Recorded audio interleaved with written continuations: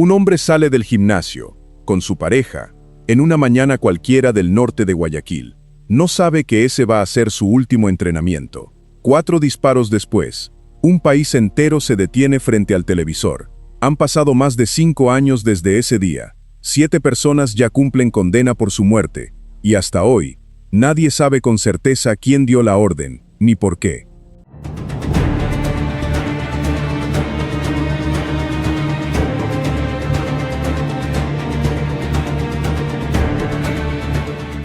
Bienvenido a Ecuador al Límite, el canal donde exponemos todos los expedientes que el gobierno no quiere que sepas.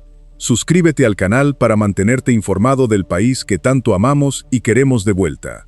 Buenas tardes, buenas noches o buenos días, dependiendo de la hora en que nos esté acompañando. Antes de entrar en este expediente, quiero decirle algo con el corazón en la mano. Efraín Ruales no era un personaje lejano para los ecuatorianos. Era una cara conocida en cada casa, alguien que entraba a nuestras salas todas las mañanas a través de la televisión. Su muerte no fue solamente una noticia de sucesos.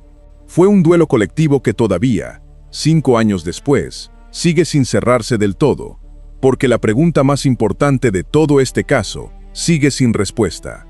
Si usted cree que Ecuador merece conocer la verdad completa detrás de este crimen, suscríbase a este canal y active la campana. Ahora sí, vamos con el expediente completo.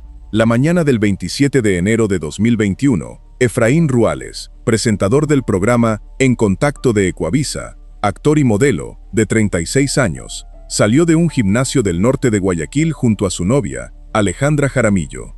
Subió a su vehículo todoterreno y tomó las calles Guillermo Cubillo y Juan Tanca Marengo. Fue ahí donde otro vehículo lo interceptó con 2 sujetos a bordo. 4 disparos impactaron el auto. Uno de los proyectiles comprometió órganos vitales. No hubo tiempo de llevarlo a un hospital. Murió en el sitio. La noticia paralizó al país entero. El programa En Contacto salió al aire esa misma mañana, con sus presentadores vestidos de luto, visiblemente conmocionados. Henry Bustamante, uno de sus compañeros, abrió la transmisión con una frase que resume el shock colectivo de esa mañana. Este programa amanece de luto. Quisiera que fuera una pesadilla y solo tener que despertar. El entonces presidente de la República también expresó su dolor públicamente, y el ministro de Gobierno confirmó que la Policía Nacional había desplegado todas las acciones de investigación necesarias para esclarecer lo ocurrido. Antes de continuar, hay algo que este expediente tiene la obligación de aclarar, porque en las horas posteriores al crimen, circularon versiones que la propia Fiscalía se encargó de desmentir. Se rumoreaba que Ruales debía rendir su versión ante la Fiscalía por presuntas irregularidades en la venta de insumos médicos del Instituto Ecuatoriano de Seguridad Social, en investigaciones vinculadas a Daniel Salcedo, un empresario sentenciado por fraude procesal en medio de escándalos de corrupción en hospitales públicos durante la pandemia. La Fiscalía fue clara al respecto. Descartaron por completo que Ruales tuviera prevista alguna declaración sobre esos casos, lo que sí es un hecho documentado, y que resulta clave para entender el contexto de su muerte, es que Ruales había denunciado públicamente, meses antes, sentirse amenazado. El 11 de junio de 2020, publicó un video en su cuenta de Instagram, donde relató haber recibido una llamada, advirtiéndole que tuviera cuidado con los mensajes que enviaba los domingos, cuando hablaba de corrupción.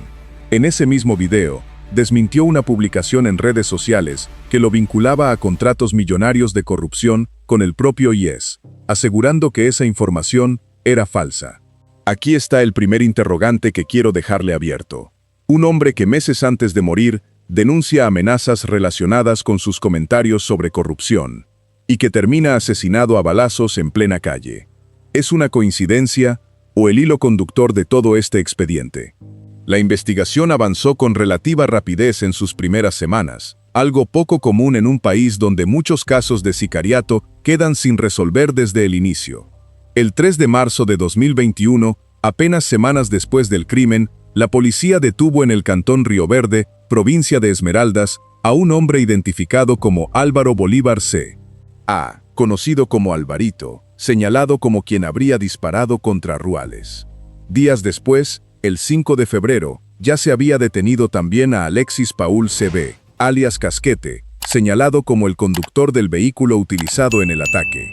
En su primera versión ante la fiscalía, Alvarito habría admitido haber disparado, aunque con una explicación que buscaba atenuar la gravedad de lo ocurrido.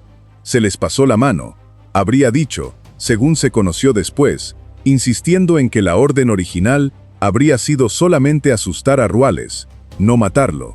Es importante que usted entienda que esta es la versión de uno de los propios sentenciados, presentada como parte de su estrategia de defensa, y que como tal debe tomarse con la debida cautela, no como un hecho establecido. Con el correr de los meses, la investigación amplió el número de procesados hasta llegar a 7 personas. Carla Molina, pareja sentimental de Casquete, habría sido señalada por presuntamente incinerar el vehículo utilizado por los atacantes. Jorman Veloz, alias Veloz, se le atribuyó la logística del ataque. Juan Carlos Redrobán habría sido quien robó el automotor utilizado para cometer el hecho. Y Carlos Mantilla, conocido como El Choclo, fue señalado como la persona que, presuntamente, habría dado la orden desde el interior de la penitenciaría del Litoral, comunicándose, según se rumoreaba en el expediente, a través de mensajes de la aplicación Telegram. El 18 de febrero de 2022, el Tribunal Penal del Guayas emitió su sentencia, por unanimidad. Alvarito y Casquete, considerados autores directos del crimen, recibieron 34 años y 8 meses de prisión cada uno, además de una reparación económica que, sumada entre ambos, superó los $700,000. Los demás procesados, considerados cómplices, incluido El Choclo, como presunto autor mediato, recibieron condenas de 17 años y 4 meses. Aquí es donde este expediente le pide, de nuevo, que sostenga la misma cautela con la que hemos construido toda esta historia, porque lo que en un primer momento pareció ser el cierre del capítulo más importante del caso, resultó ser apenas el inicio de una nueva serie de giros. En octubre de 2023, la Corte Provincial de Justicia del Guayas resolvió, en un fallo dividido de 2 votos contra 1, revocar la condena de Carlos Mantilla, El Choclo, declarándolo inocente en apelación, pese a que las versiones y pruebas iniciales lo señalaban como quien habría ordenado la ejecución desde prisión. Esta decisión, según reportaron distintos medios ecuatorianos en su momento, generó una fuerte controversia, precisamente porque contradecía de forma abrupta lo que se había sostenido durante todo el proceso judicial anterior. Deténgase un momento en esto, porque es uno de los giros más desconcertantes de todo este expediente. El hombre que, según la teoría inicial de la Fiscalía, habría dado la orden de atacar a Ruales desde su celda, terminó siendo declarado, años después, legalmente inocente. Esto no significa, necesariamente, que la teoría original fuera falsa. Significa que, según el criterio de 2 de los 3 jueces que revisaron el caso en apelación, no existió evidencia suficiente para sostener esa condena más allá de toda duda razonable. Y aquí llegamos al corazón mismo de este expediente, la pregunta que después de más de 5 años sigue completamente abierta. ¿Quién es Marcelo? El 8 de noviembre de 2021, 18 días antes de que se instalara formalmente la audiencia de juicio, trascendió, a través del propio testimonio de Alvarito, la existencia de un hombre identificado únicamente por ese nombre, de aproximadamente 35 años, señalado como quien lo habría contratado para el ataque. Según el propio relato de Alvarito, este Marcelo se habría enojado con él después del crimen, precisamente porque la orden habría sido asustar, no asesinar. El 18 de febrero de 2022, apenas concluido el primer juicio, la Fiscalía anunció formalmente el inicio de un nuevo proceso penal independiente, dedicado exclusivamente a la búsqueda de este supuesto autor intelectual. Hasta este momento, mientras se prepara este expediente, más de 4 años después de esa apertura, ese proceso sigue sin arrojar ningún nombre confirmado, ninguna captura, ningún avance público conocido. Durante estos años de investigación, se rumoreó también, a través de testimonios de algunos de los propios procesados dentro del caso, una posible vinculación con figuras públicas del país, versiones que hasta el día de hoy no han sido confirmadas ni sustentadas con evidencia sólida por parte de la Fiscalía, y que este expediente no va a repetir como si fueran hechos establecidos, precisamente porque nunca llegaron a probarse en un proceso judicial formal. Lo único que la propia investigación oficial ha reconocido de forma consistente a lo largo de estos años, es que el móvil del crimen estaría relacionado con las publicaciones que Ruales hacía en sus redes sociales sobre hechos de corrupción que se venían suscitando en el país, sin que los investigadores hayan logrado precisar, hasta el día de hoy, a quién exactamente estaban dirigidos esos comentarios, ni quién, específicamente, se habría sentido aludido por ellos. Quiero pedirle un momento de su atención antes de seguir. Han pasado más de 5 años desde que Efraín Ruales salió de ese gimnasio por última vez. Su familia, sus compañeros de televisión y millones de ecuatorianos que crecieron viéndolo cada mañana, siguen esperando una respuesta que nunca termina de llegar. Si usted cree que esta historia merece mantenerse viva hasta que exista una respuesta real, suscríbase a este canal y active la campana. La reacción de Alejandra Jaramillo, la novia de Efraín Ruales, terminó convirtiéndose en uno de los testimonios más conmovedores de todo este expediente. Apenas unos días después del crimen, publicó en sus redes sociales una carta que muchos ecuatorianos todavía recuerdan palabra por palabra. En ella, hablaba de los planes de vida que tenían juntos. No lo comprendo, no lo acepto, no lo entiendo, escribió, y se preguntaba, con un dolor que traspasaba la pantalla, qué hacer con el matrimonio que planeaban, con los hijos que él quería tener. Contó que apenas 2 días antes del crimen, Efraín le había dicho que esos planes iban a cumplirse más pronto de lo que ella imaginaba. Ese testimonio, junto con la propia declaración que Jaramillo rindió ante la Policía Judicial el 2 de febrero de 2021, forma parte del expediente oficial de este caso. En su versión, ella relató que se habían visto por última vez esa misma mañana, en el gimnasio, horas antes del ataque, y aseguró no haber notado nada extraño en el comportamiento de su pareja en los días previos al crimen. También confirmó, según se rumoreaba en reportes de la época, que había apoyado la decisión de Efraín de hablar públicamente sobre corrupción en junio de 2020, cuando él denunció las primeras amenazas. Dentro de esa misma declaración, según reportaron distintos medios en su momento, Jaramillo habría reconocido conocer a Daniel Salcedo, el empresario cuyo nombre circuló insistentemente en los primeros días de la investigación por su vinculación a los escándalos de corrupción en insumos médicos del IES. Se rumoreaba, según esa misma versión, que Salcedo le habría enviado regalos costosos, que ella nunca aceptó. Es importante que usted entienda algo con total claridad. Este dato no implica, de ninguna manera, que Jaramillo haya tenido participación en el crimen. Ella nunca fue procesada dentro de esta causa. Es simplemente parte del expediente que la Fiscalía revisó en su momento, como se revisa cualquier conexión posible en una investigación de esta magnitud, y así debe entenderse. Meses después del crimen, en medio del duelo público que muchos seguidores no siempre supieron respetar, Jaramillo tuvo que defenderse también de críticas por la forma en que estaba llevando su proceso personal de pérdida. Ante quienes cuestionaban su ausencia de redes sociales, respondió con una frase que resume el peso doble que cargó durante esos meses: el dolor de perder al hombre que amaba, y la exposición pública constante de ese mismo dolor. 2 meses no son nada cuando estás a la espera de la justicia de un país como el nuestro, escribió entonces. Esa misma pregunta, justicia, ¿será posible?, sigue, más de 5 años después, sin una respuesta completa. Quiero pedirle un momento de su atención antes de continuar. El caso de Efraín Ruales no es, lamentablemente, un hecho aislado dentro de la historia reciente de nuestro país. Ecuador ha vivido, en los últimos años, otros crímenes de alto perfil donde los autores materiales terminan condenados, pero los autores intelectuales, los que dieron la orden y probablemente pagaron por ella, nunca llegan a ser identificados con certeza. El asesinato del candidato presidencial Fernando Villavicencio en 2023, que hemos investigado en otro expediente de este canal, comparte ese mismo patrón. Sicarios capturados y condenados, pero una cadena de mando completa, que hasta hoy sigue sin esclarecerse del todo en sus niveles más altos.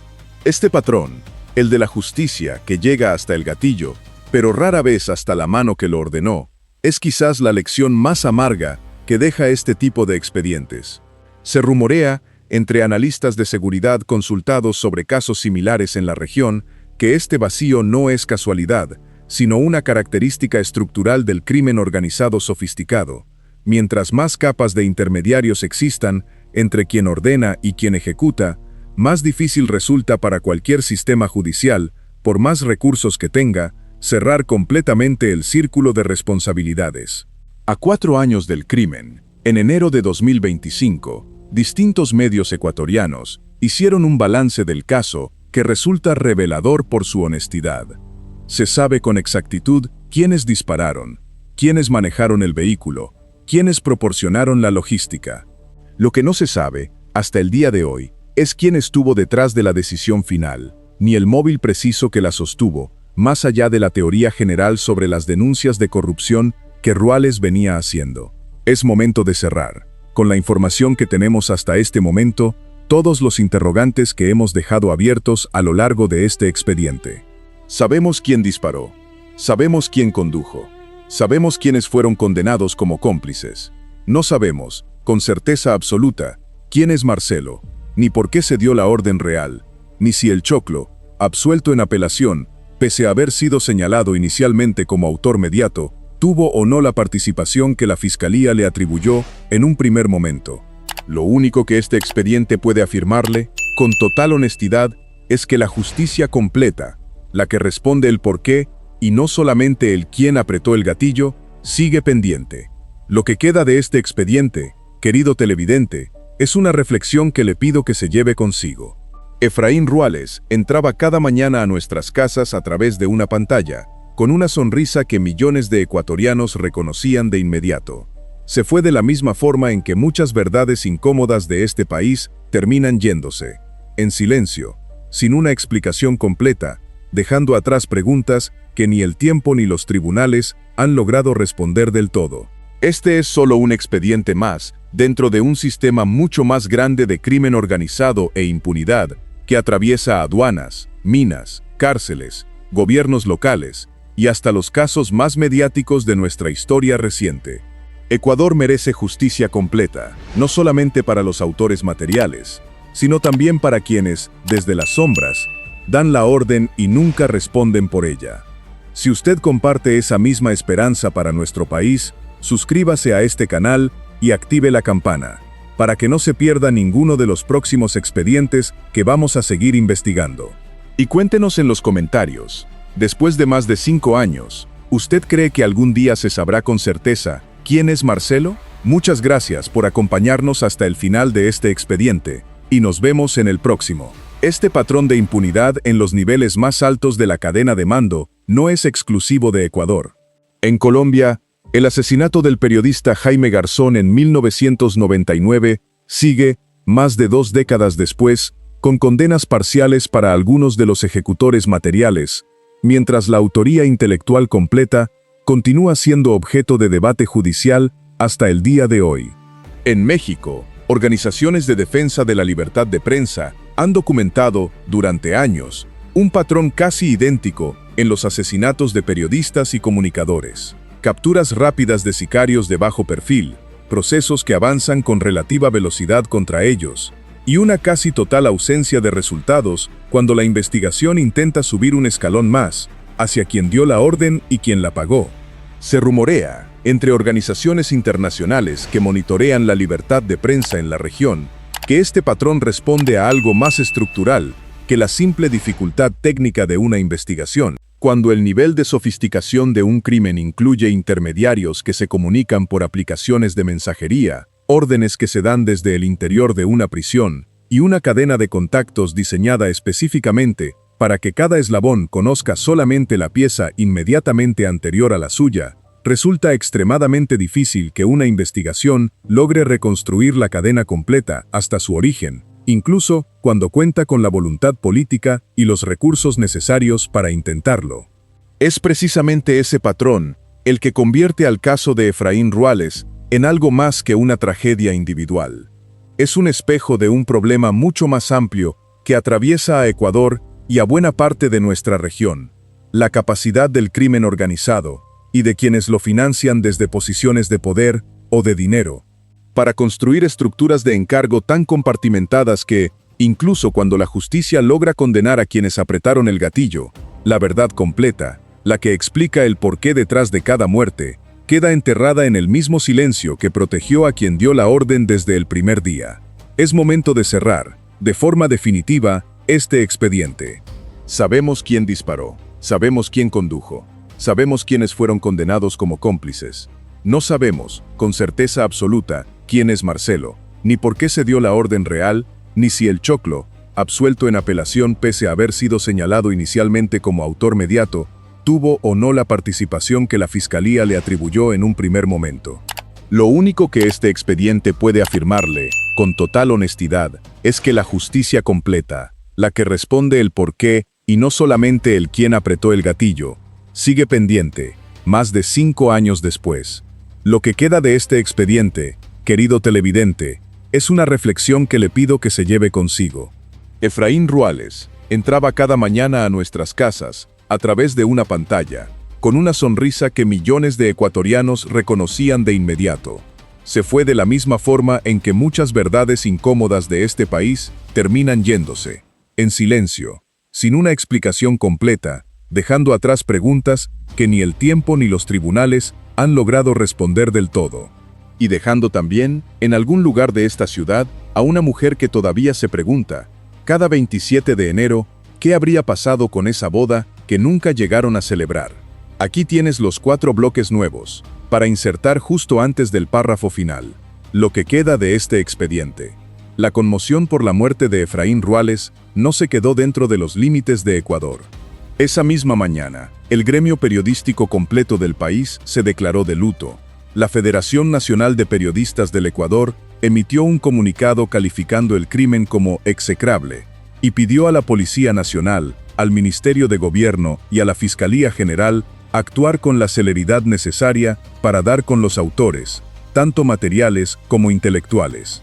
Fundamedios, la principal organización de defensa de la libertad de prensa del país, condenó el ataque de inmediato y fue todavía más lejos en su primera lectura de los hechos. Una vez más, se revela que no existen políticas de seguridad para periodistas en Ecuador, declararon entonces. En el lugar de los hechos, mientras los agentes de criminalística todavía trabajaban en la escena, llegó el hermano de Efraín. No pudo contener el llanto frente a las cámaras, que ya se habían congregado en la avenida Juan Tancamarengo, y expresó, con una frustración que muchos ecuatorianos compartían en ese momento, su molestia por la ola de violencia que ya para entonces afectaba al país. Ese mismo mes, las cifras oficiales de homicidios intencionales en Ecuador habían aumentado un 32% respecto al año anterior, un dato que convertía a la muerte de Ruales, para muchos analistas de ese momento, en un símbolo doloroso de una tendencia que ya se venía gestando en las calles del país. Durante los primeros meses de la investigación, la hipótesis dominante, alimentada por las propias denuncias que Efraín había hecho en junio de 2020 sobre amenazas relacionadas con sus críticas a la corrupción, se sostuvo con fuerza dentro de la opinión pública y dentro de organizaciones internacionales de prensa. Fundamedios llegó a clasificar formalmente el crimen como un atentado contra la libertad de expresión, categorizándolo dentro de sus alertas oficiales de violencia hacia el periodismo, una clasificación que pesaba, simbólicamente, como una acusación directa hacia quienes se habrían sentido incómodos con sus denuncias públicas. Pero aquí llega uno de los giros más importantes de todo este expediente, uno que pocas veces se repite con la misma fuerza con la que se repitió, en su momento, la teoría inicial de la corrupción. El 16 de diciembre de 2021, casi un año después del crimen, la propia Fundamedios anunció públicamente algo que cambió por completo la lectura oficial del caso. Tras un profundo análisis y seguimiento de la investigación judicial, decidieron retirar el caso de Efraín Ruales de sus alertas de atentados contra la libertad de expresión. Según explicaron entonces, las pruebas judiciales que se habían ido acumulando a lo largo del proceso sugerían que el crimen no estaba relacionado, después de todo, con su labor como comunicador. Deténgase un momento en el peso de esta reconsideración. La organización que con más fuerza había impulsado la narrativa de un crimen contra un periodista incómodo para el poder, la misma que exigió contundencia el mismo día del asesinato, terminó, casi un año después, retirando esa etiqueta, al concluir que el trasfondo exacto y la orden intelectual definitiva se habrían diluido, más bien, dentro de las dinámicas propias de las bandas delictivas que operaban en Guayaquil, sin que existiera, según su propio análisis, evidencia suficiente para sostener la tesis original del atentado contra la libertad de prensa. Esto reabre, de una forma todavía más incómoda, el interrogante central de este expediente. Si el móvil no fue, con la certeza que se creyó en un primer momento, la corrupción que Efraín denunciaba en redes sociales, ¿qué fue entonces lo que llevó a alguien a pagar por su muerte? Se rumorea, entre quienes han seguido de cerca este caso durante años, que la respuesta podría estar más cerca de una disputa personal, de una deuda o de un conflicto ajeno por completo al periodismo, algo que encajaría con la propia versión de Alvarito, quien insistió, durante todo el proceso, en que la orden original habría sido solamente asustar a Ruales, no matarlo. Pero esto sigue siendo, hasta hoy, una teoría entre varias, ninguna de ellas confirmada con la certeza que este país necesita para cerrar, de una vez por todas, este capítulo tan doloroso de su historia reciente. Lo que queda de este expediente, querido televidente, es una reflexión que le pido que se lleve consigo. Efraín Ruales entraba cada mañana a nuestras casas, a través de una pantalla, con una sonrisa que millones de ecuatorianos reconocían de inmediato. Se fue de la misma forma en que muchas verdades incómodas de este país terminan yéndose, en silencio, sin una explicación completa, dejando atrás preguntas que ni el tiempo ni los tribunales han logrado responder del todo. Y dejando también, en algún lugar de esta ciudad, a una mujer que todavía se pregunta, cada 27 de enero, ¿qué habría pasado con esa boda que nunca llegaron a celebrar? Este es solo un expediente más, dentro de un sistema mucho más grande de crimen organizado e impunidad que atraviesa aduanas, minas, cárceles, gobiernos locales y hasta los casos más mediáticos de nuestra historia reciente. Ecuador merece justicia completa, no solamente para los autores materiales, sino también para quienes, desde las sombras, dan la orden y nunca responden por ella. Si usted comparte esa misma esperanza para nuestro país, suscríbase a este canal y active la campana, para que no se pierda ninguno de los próximos expedientes que vamos a seguir investigando. Y cuéntenos en los comentarios, después de más de 5 años, ¿usted cree que algún día se sabrá con certeza quién es Marcelo? Muchas gracias por acompañarnos hasta el final de este expediente, y nos vemos en el próximo.